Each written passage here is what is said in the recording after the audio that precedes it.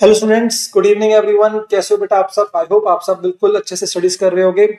चलिए जी, एक छोटी सी मैं वीडियो बना रहा हूँ आप सबके लिए। एक छोटी सी एक स्ट्रेटेजी शेयर कर रहा हूँ पेपर नंबर 1 अकाउंटिंग की। ठीक है, अब फाइनली आपके एग्जाम बहुत नियर है एंड आई होप आप कल से कोशिश कर रहे होगे। लाइक 29 अप्रैल, आज 28 अप्रैल जब मैं वीडियो बना रहा हूँ ये वाली। ठीक है, आप कल से मुझे उम्मीद है कि अपने अकाउंट्स का जो पेपर है उसको आप स्टार्ट कर दोगे स्टडीज करना। और मैं आपको बहुत फोर्सफुली बोलूंगा ये वाली बात कि मैं मस्ट बोलूंगा कि आपको कल से अपनी स्टडी स्टार्ट कर देनी चाहिए। रीजन बीइंग दैट जो अकाउंट्स पेपर नंबर 1 है आपका, ये पेपर सबसे अच्छा होना चाहिए आपका। ये बहुत मस्ट है आपके लिए अच्छा होना। रीजन क्या है उसका? एक तो अकाउंट्स ऐसा पेपर है जहां पर आप 70 to 80 मार्क्स बहुत इजीली स्कोर कर सकते हो। पॉइंट नंबर 1, अगर आप अच्छे से प्रिपरेशन करते हो। पॉइंट नंबर 2, जो आपको ध्यान रखना है यहाँ पे, अगर अकाउंट्स का पेपर आपका बहुत अच्छा होता है तो आपके बाकी 3 पेपर का जो प्रेशर आपको बहुत कम फील होता है और एक आपके अंदर कॉन्फिडेंस बिल्डअप होता है। उस कॉन्फिडेंस को बिल्डअप करने के लिए बाकी 3 पेपर को आपको एक नॉर्मल तरीके से देने के लिए अकाउंट्स का पेपर अच्छा होना बहुत मस्ट है। तो इसलिए आपको ये बात ध्यान रखनी है कि अकाउंट्स का जो पेपर है आपका वो अच्छे से होना चाहिए। चलिए जी, डन। अब ये वाली बात हमने डिस्कस कर ली। मैं आपका ज्यादा टाइम किल ना करते हुए जल्दी से कुछ बातें डिस्कस करता हूँ आपकी। मैं उम्मीद कर रहा हूँ कल से आप ये अपना अकाउंटिंग की जो प्रिपरेशंस हैं वो स्टार्ट कर दोगे। ठीक है जी। अब यहाँ पर कुछ मैंने आपके पास सब टॉपिक्स के अगेन एज यूजुअल मार्क्स बताए हुए हैं, प्लस साथ में किस टॉपिक को आप कैसे प्रिपेयर कर सकते हो। अब हो सकता है कुछ बच्चे कह रहे हैं कि हम लास्ट के 3 डेज पढ़ेंगे। ठीक है, तो कैसे कर सकते हैं। कुछ बच्चे कह रहे हैं हम 4 डेज में प्रिपेयर करना चाहते हैं, तो वो कैसे कर सकते हैं। ये आपकी अपनी अपनी चॉइस है, बट मेरा रिकमेंडेशन ये होगा 4 डेज आप लेके चलो और 4 डेज में प्रिपरेशन करो अपनी अच्छे से। ठीक है जी। तो अप्रोक्सीमेटली जो ये सब्जेक्ट्स हैं ये पीडीएफ में शेयर कर दूंगा। लाइक आपके अकाउंटिंग स्टैंडर्ड में आपको 10 to 12 आवर्स लगेंगे। ठीक है, या फिर बहुत आराम से करना चाहते हो 12 to 14 या 15 आवर्स तक आप अकाउंटिंग स्टैंडर्ड्स अपने कंप्लीट कर सकते हो। ठीक है जी। फाइनेंशियल स्टेटमेंट जो कि आपका 10 to 20 मार्क्स मस्ट एग्जाम में आना है। ठीक है, आप नॉर्मली अगर 3 डेज में कंप्लीट कर रहे हो तो 3 आवर्स इसमें ले लो। अदरवाइज अगर 4 डेज में आप टारगेट रख रहे हो तो 4 आवर्स ले सकते हो इस चैप्टर को कंप्लीट करने के लिए। चलिए जी, अब अकाउंटिंग स्टैंडर्ड्स बड़े इंपॉर्टेंट है आपके लिए, 30 मार्क्स के आएंगे। Financial statement again 10 to 20 marks. ये दोनों चैप्टर मिला के आपको 50 मार्क्स तक दे सकते हैं। आई बात समझ? उसके बाद ब्रांच चैप्टर, ठीक है, आपका 10 मार्क्स का आपका आएगा। 3 आवर्स के अंदर आप कंप्लीट कर सकते हो अगर 3 डेज की स्ट्रेटेजी है आपकी। अगर 4 डेज की स्ट्रेटेजी है तो 4 आवर्स अप्रोक्सीमेटली आप ले सकते हो। तो ब्रांच चैप्टर के अंदर मैं आपको बोलूंगा 2 टॉपिक्स, एक तो डिपेंडेंट ब्रांच और एक मैं बोलूंगा फॉरेन ब्रांच। ये आप अच्छे से करके जाना। इस बार के लिए जो मेरी जो उम्मीद है वो फॉरेन ब्रांचेस से ज्यादा उम्मीद है। फॉरेन ब्रांचेस को अच्छे से करके जाना।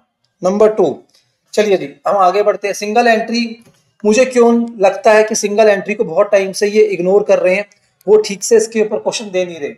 तो मुझे ऐसी उम्मीद है कि सिंगल एंट्री जो है इस बार 20 मार्क्स का क्वेश्चन आ सकता है। आपको पता है ये चीज कि एक क्वेश्चन 20 मार्क्स का आना है आपका। तो सिंगल एंट्री 20 मार्क्स का आएगा। अगेन अगर 3 डेज की स्ट्रेटेजी 3 आवर्स आप ले सकते हो, अदरवाइज 4 आवर्स में भी आप कंप्लीट कर सकते हो इसको। ठीक है जी। और उसके बाद इंश्योरेंस क्लेम, इन्वेस्टमेंट, ठीक है, आपका सीएफएस, ये तीनों टॉपिक अगेन कंप्लीट करने में आपको 2 आवर्स 3 आवर्स 2 आवर्स 2 आवर्स लग सकते हैं आपके। ठीक है जी। वहां से अगर मैं बोलूंगा आपको डिबेंचर्स एक one of the important topic है। ठीक है, अगर डिबेंचर की बात करूं मैं आपसे, ठीक है, इसके अंदर आपका सिंकिंग फंड, ये आप अच्छे से करके जाना, ये बहुत इंपॉर्टेंट है। ठीक है, जहाँ पे आपको लेजर अकाउंट्स बनाने पड़ते हैं। ठीक है जी। और अगेन ये आपका 2 to 3 आवर्स में कंप्लीट हो सकता है। Hire purchase one of the simple topic, मैं उम्मीद कर रहा हूँ एग्जाम में 5 to 10 मार्क्स, या हो सकता है कभी कभी ना भी आए। तो हायर परचेज पे इतना प्रेशर मत लेना, और बहुत इजी टॉपिक होता है, ये आपको इजीली कर लोगे आप। तो लास्ट के कुछ चैप्टर जो है बहुत इजी चैप्टर है, बहुत जल्दी जल्दी आप फिनिश कर सकते हो। इसके टाइम लिमिट्स मैंने आपको दे रखी हैं। अगर 3 डेज की स्ट्रेटेजी आप ले रहे हो तो सारे चैप्टर्स को खत्म करने में आपके पास 37 आवर्स के आसपास लगेंगे। 4 डेज की स्ट्रेटेजी बना रहे हो तो 46 आवर्स मैंने बता दी कैसे कैसे आप कंप्लीट कर सकते हो, किस चैप्टर पे कितना टाइम आपको डिवोट करना चाहिए। कल अगर सुबह आप पढ़ने बैठ रहे हो तो आप अपनी स्ट्रेटेजी बना सकते हो। ये तो मैं आपको एक एग्जांपल के तौर पे बता रहा हूँ, आप अपने अकॉर्डिंग इसको मॉडिफाई कर सकते हो। ठीक है, 3 डेज 37 आवर्स, मतलब ऑन एन एवरेज मैं एक्सपेक्ट कर रहा हूँ एक दिन में 12 घंटे पढ़ोगे। आपके अंदर एफिशिएंसी ज्यादा है तो इसको 14 से 15 घंटे भी आप स्ट्रेच कर सकते हो, करना भी चाहिए मेरे अकॉर्डिंग। ठीक है जी। और ऑन दी अदर हैंड अगर 4 आवर्स आप मतलब 4 डेज लेके चल रहे हो, 4 डेज में आप आराम आराम से सिलेबस कंप्लीट करोगे तो कोई दिक्कत वाली बात नहीं है। आप आराम से 46 आवर्स की मैंने आपको दे दी, 46 to 48 आवर्स के अंदर आप ये सिलेबस को कंप्लीट कर सकते हैं। चलिए जी, ये हर बच्चे टू बच्चा वेरी करेगा। आप ये नहीं कि मैंने जो बोल दिया उसको एज इट इज कॉपी कर लो या किसी और की आपने वीडियो देखी वहां से कॉपी कर लो, ऐसा नहीं होना चाहिए। आपको अपनी वीकनेस अपनी स्ट्रेंथ सब पता है, कौन सा चैप्टर आपको अच्छे से आता है कौन सा नहीं आता, उसके अकॉर्डिंग ये चीजें वेरी हो सकती हैं। कुछ बातें आगे बढ़ने से पहले मैं डिस्कस करना चाहता हूँ। जैसे अकाउंट्स का जो पेपर होगा आपका अकाउंट्स के पेपर के अंदर आपके पास जो क्वेश्चंस होंगे वो 5 मार्कर वाले भी होंगे, मतलब 10 मार्क्स वाली लेंथ वाले भी होंगे, हो सकता है 15 मार्क्स वाले भी आए और 20 मार्क्स। पर मैं हमेशा रिकमेंड करता हूँ 20 मार्क्स से अगर कोई क्वेश्चन है तो पहले अटेम्प्ट कभी मत करना, सबसे लास्ट में करना उसको, वो लेंथी होगा। जनरली 20 मार्क्स का जैसे आपका फाइनेंशियल स्टेटमेंट से बहुत ज्यादा प्रोबेबिलिटी हाई होती है आने की, या फिर कंपनी अकाउंट से आने के चांसेस हैं, तो वो क्या मिक्स क्वेश्चन जहाँ पे डिबेंचर हो सकता है, प्रेफरेंस शेयर या बोनस शेयर्स।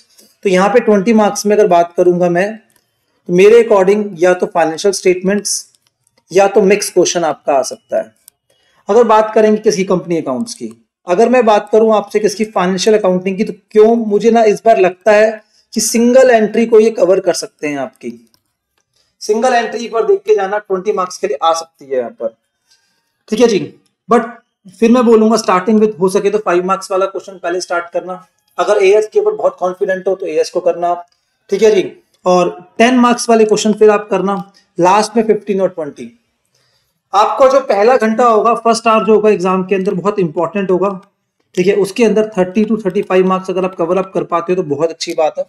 और यहाँ पे स्ट्रेटेजी आप क्या कर सकते हो, 15 मिनट्स जो रीडिंग टाइम मिल रहा है उसमें आप माइंड में कुछ फ्रेमिंग कर सकते हो, स्ट्रक्चर बना सकते हो कि कौन कौन से क्वेश्चन आपने अटेम्प्ट करने हैं और क्या उनके आंसर होंगे, ठीक है। सेकेंड आवर में आपके पास मैं बोलूंगा फिर दोबारा आप क्या कर सकते हो, 35 टू 40 मार्क्स का पेपर अटेम्प्ट करो।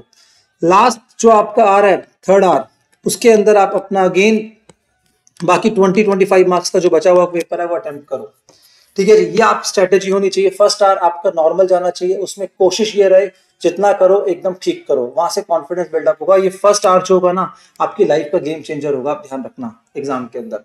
चलिए इसके बारे में बाद में बात करेंगे, फिलहाल आप वापस आ जाओ मेरे पास, इधर देखो आप।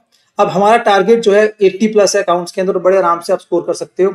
मैंने ये स्ट्रेटेजी बना के दे रखी है, स्ट्रेटेजी जो आपके 3 डेज के अकॉर्डिंग स्ट्रेटेजी है। 3 डेज में अगर आप सिलेबस कवर करना चाहते हो, 4 डे को आप रिवीजन में लगाना चाहते हो, और उसके बाद जिस दिन एग्जाम होगा उस दिन भी आपके पास टाइम होता है, आप 4 से 5 घंटे उस दिन भी पढ़ सकते हो। तो कैसे कैसे आप यूटिलाइज कर सकते हो, मैंने यहाँ पर एक डेमो देके दिखाया, आप अपने अकॉर्डिंग मॉडिफाई करना, अपने अकॉर्डिंग आप करना।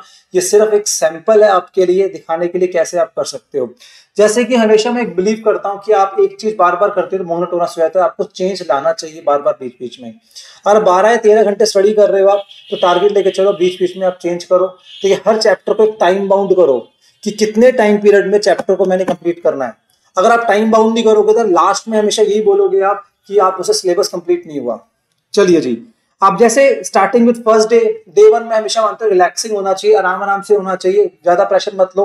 तो फर्स्ट डे में स्टार्टिंग विद बोनस बहुत जल्दी 1 घंटे के अंदर खत्म हो जाएगा, and preference share maximum in दोनों चैप्टर को मिला के आपके 3 आवर्स लगने चाहिए। फिर आप वहां से हायर परचेज आ जाओ, इन्वेस्टमेंट, दोनों इजी टॉपिक है, ठीक है। 4 आवर्स में आप कंप्लीट कर सकते हो मैक्सिमम, बता रहा हूँ।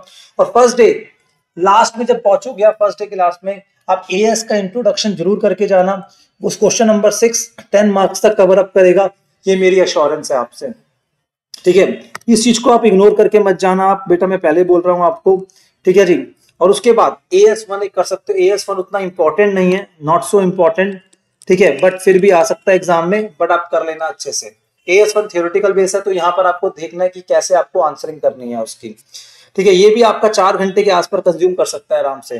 4 + 4 + 3 मतलब अप्रोक्सीमेटली 11 से 12 घंटे का मैंने शेड्यूल आपको दे दिया, अपने अकॉर्डिंग आप मॉडिफाई कर सकते हो, बट टेंटेटिव एक बता दिया आपने, एड ऑन या लेस करना चाहो कर सकते हो। डे 2 के अंदर PPI प्लस डिवेंचर्स कर लो, 4 से 5 आवर्स कंज्यूम करेंगे। सिंगल एंट्री मस्ट है इस बार के लिए मेरी तरफ से, प्लस आपका क्या हो गया, इंश्योरेंस क्लेम, ये भी आपका 5 आवर्स का हो गया गेम पूरा।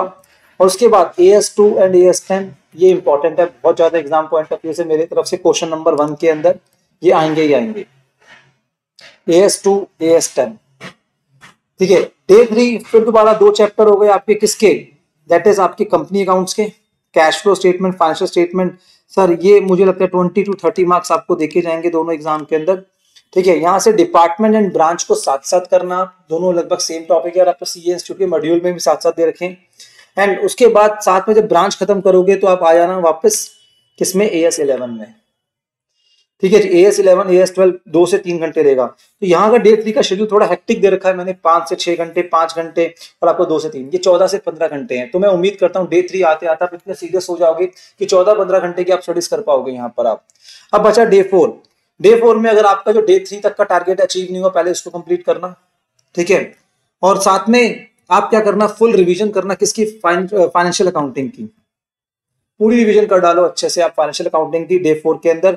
और लास्ट में AS16 हो गया, वो आप कंप्लीट कर लो अपना लास्ट का AS, ठीक है जी। अब बचा वो दिन जिस दिन आपको एग्जाम है, दैट इज आपका 3 मई, ठीक है। आपका 3 मई को एग्जाम होगा। एग्जाम से पहले आपके पास 5-6 घंटे हैं, सुबह जल्दी उठ सकते हो, वर्कआउट कर सकते हो, ठीक है। कंपनी अकाउंट्स पूरा रिवाइज करना उस दिन अच्छे से, ठीक है। कंपनी अकाउंट्स बहुत सिंपल होता है, जल्दी से रिवीजन हो जाएगी उसकी। प्लस एग्जाम में घुसते अगर हो सके जितने AS को रिवाइज कर लोगे उतना बेटर है। और सच बता रहा हूं मैं आपको, एग्जाम में जब घुसोगे उससे पहले 2-2.5 घंटे जितना AS को अच्छे से रिटेन करोगे, बिकॉज AS जो है question number 1 plus question number 6 में कवर करेंगे। तो क्वेश्चन नंबर 1 में तो कंपलसरी हो गए ना, आप इग्नोर ही नहीं कर सकते। और मेरी तरफ से आप लोगे तो AS2 पहले करना, 11, 12, 16 इनको करके जाना, ठीक है। मुझे उम्मीद है इनमें से 2 या 3 क्वेश्चन वैसे ही कवर कर जाएंगे आपके ऊपर, ठीक है जी। और अगर प्रैक्टिकल क्वेश्चंस आते हैं AS से और आपको अच्छे से आते हैं तो एक काम करना, वो प्रैक्टिकल क्वेश्चंस को पहले सॉल्व कर लेना आप। यहाँ पर 5 मार्क्स के होंगे, जल्दी सॉल्व हो जाएंगे, कोई दिक्कत नहीं है। पर CA इंस्टीट्यूट का पूरा फोकस रहेगा अकाउंटिंग स्टैंडर्ड्स पे।